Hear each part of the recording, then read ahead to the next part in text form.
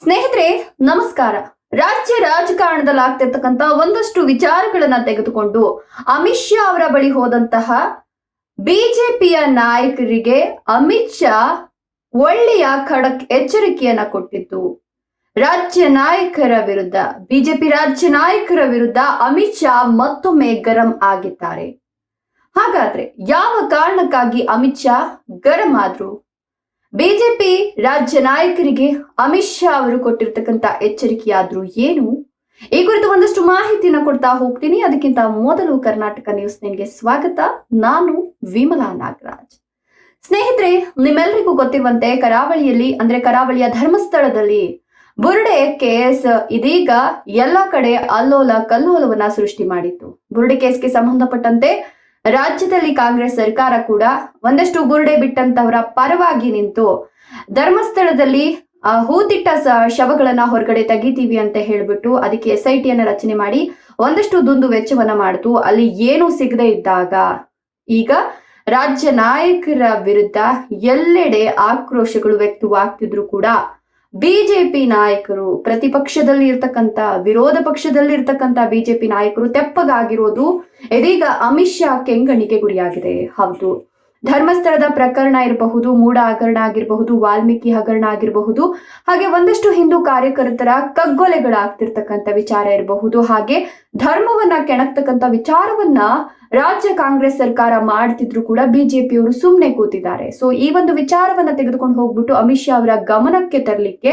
ಒಂದು ಮೀಟಿಂಗ್ ಅನ್ನ ಆಯೋಜನೆ ಮಾಡಿದ್ರು. ಮೊನ್ನೆ ಅಷ್ಟೇ ರಾತ್ರಿ ಟೈಮಲ್ಲಿ 9 ಗಂಟೆಯಿಂದ 9:30ವರೆಗೂ ಕೂಡ ಅರ್ಧ ಗಂಟೆ ರಾಜ್ಯ ರಾಜಕಾರಣದಲ್ಲಿ ಆಗ್ತಿರ್ತಕ್ಕಂಥ ಒಂದಷ್ಟು ಬದಲಾವಣೆಗಳು, ರಾಜ್ಯ ರಾಜಕಾರಣದಲ್ಲಿ ಆಗ್ತಿರ್ತಕ್ಕಂಥ ಒಂದಷ್ಟು ಕೆಲಸಗಳ ಕುರಿತು ಬಿಜೆಪಿ ನಿಯೋಗ ಅಮಿತ್ ಶಾ ಅವರ ಗಮನಕ್ಕೆ ತರುತ್ತೆ. ಸೊ ಅಮಿತ್ ಶಾ ಅವರು ಆಗ ಗರಂ ಆಗ್ತಾರೆ. ಈ ಹಿಂದೆ ಕೂಡ ರಾಜ್ಯಕ್ಕೆ ಬಂದಿದ್ದಂತಹ ಅಮಿತ್ ಶಾ ಅವರು ಯಡಿಯೂರಪ್ಪ ಅವರ ನೇತೃತ್ವದಲ್ಲಿ ಇದ್ದಂತಹ ಬಿಜೆಪಿ ಈಗ ರಾಘವೇಂದ್ರ ಅವರ ನೇತೃತ್ವದಲ್ಲಿರ್ತಕ್ಕಂಥ ಬಿಜೆಪಿಗೂ ಸಿಕ್ಕಾಪಟ್ಟೆ ವ್ಯತ್ಯಾಸ ಇದೆ. ಯಡಿಯೂರಪ್ಪನವರು ಎಲ್ಲವನ್ನ ಕೂಡ ಪ್ರಶ್ನಾತೀತವಾಗಿ ಪ್ರಶ್ನೆ ಮಾಡ್ತಿದ್ದಂತಹ ನಾಯಕ.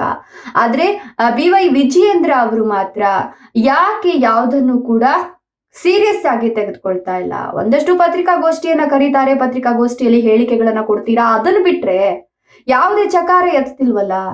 ವಿರೋಧ ಪಕ್ಷದಲ್ಲಿರ್ತಕ್ಕಂಥ ನೀವು ಸರಿಯಾಗಿ ಆಡಳಿತ ನಡೆಸ್ತಾ ಇಲ್ಲ, ಆಡಳಿತ ನಡೆಸ್ತಿರ್ತಕ್ಕಂಥ ಸರ್ಕಾರದ ವಿರುದ್ಧ ಸರಿಯಾಗಿ ನೀವು ನಿಂತ್ಕೊಳ್ತಾ ಇಲ್ಲ. ಇದಕ್ಕೆ ಕಾರಣ ಏನು? ಯಾವುದನ್ನು ಕೂಡ ಪ್ರಶ್ನಾತೀತವಾಗಿ ನೋಡ್ತಾನೆ ಇಲ್ವಲ್ಲ. ಬಿಜೆಪಿ ಕಾಂಗ್ರೆಸ್ಗೆ ಬಿಸಿ ಮುಚ್ಚತಕ್ಕಂಥ ಕೆಲಸವನ್ನ ಯಾಕೆ ಮಾಡ್ತಿಲ್ಲ ಅಂತ ಅಶೋಕ್ ಅವರಾಗಿರಬಹುದು, ಜೊತೆಗೆ BY ರಾಘವೇಂದ್ರ ಆಗಿರಬಹುದು, ಜೊತೆಗೆ ಪ್ರಹ್ಲಾದ್ ಜೋಶಿ ಅವರು ಕೂಡ ಹೋಗಿರ್ತಾರೆ. ಅವರೆಲ್ಲರನ್ನ ಕೂಡ ಸರಿಯಾಗಿ ತರಾಟೆಗೆ ತೆಗೆದುಕೊಂಡಿದ್ದಾರೆ.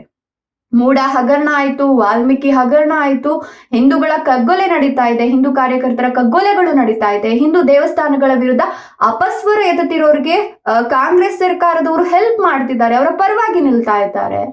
ಮೈಸೂರಿನ ಒಂದು ದಸರಾ ಉದ್ಘಾಟನೆಗೆ ಮುಸ್ಲಿಂ ಒಂದು ಹೋಲೈಕೆ ಮಾಡ್ಲಿಕ್ಕೋಸ್ಕರ ಈಗ ಬಾನು ಮುಸ್ತಾಕ್ ಅವರನ್ನ ಕರೆ ತರ್ತಿದ್ದಾರೆ. ಇದೆಲ್ಲದರ ವಿರುದ್ಧ ನೀವು ಚಕಾರ ಎತ್ತದಿರನೆ ಕೇವಲ ಒಂದಷ್ಟು ಪತ್ರಿಕಾಗೋಷ್ಠಿಗಳನ್ನ ಮಾಡ್ತಿದ್ದೀರೇ ಹೊರತು ಯಾಕೆ ನೀವು ಆಡಳಿತಾರೂಢ ಕಾಂಗ್ರೆಸ್ ಸರ್ಕಾರವನ್ನ ಅಲ್ಲೋಲ ಕಲ್ಲೋಲ ಮಾಡ್ತಕ್ಕಂಥ ಕೆಲಸವನ್ನ ಮಾಡ್ತಾ ಇಲ್ಲ? ಪ್ರತಿಪಕ್ಷ ಅಥವಾ ವಿರೋಧ ಪಕ್ಷದಲ್ಲಿ ಇಟ್ಕೊಂಡು ನೀವ್ ಏನ್ ಕೆಲಸ ಮಾಡ್ತಿದ್ದೀರಾ?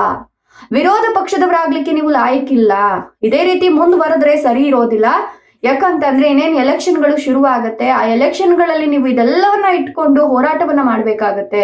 ಸೊ ಕಾಂಗ್ರೆಸ್ಗೆ ಬಿಸಿ ಮುಚ್ಚತಕ್ಕಂಥ ಕೆಲಸವನ್ನ ಮಾಡಿ, ಅವ್ರ ಪಾಡಿಗೆ ಅವ್ರನ್ನ ಬಿಟ್ಬಿಟ್ಟಿದ್ದೀರಾ, ನಿಮ್ ಪಾಡಿಗೆ ನೀವಿರ್ತೀರಾ, ಒಂದಷ್ಟು ಪತ್ರಿಕಾಗೋಷ್ಠಿಗಳನ್ನ ಮಾಡ್ತೀರಾ, ನಾನು ಅದನ್ನ ಖಂಡಿಸ್ತೀನಿ, ನಾನು ಅದನ್ನ ವಿರೋಧಿಸ್ತೀನಿ ಅಂತ ಹೇಳ್ತೀರಾ ಹೊರತು ಬೇರೆ ಏನು ಮಾಡ್ತಾ ಇಲ್ವಲ್ಲ. ಯಾಕೆ ಅನ್ನುವಂತಹ ಪ್ರಶ್ನೆಯನ್ನ ಅಮಿತ್ ಶಾ ಅವರು ಎತ್ತಿದ್ದಾರೆ.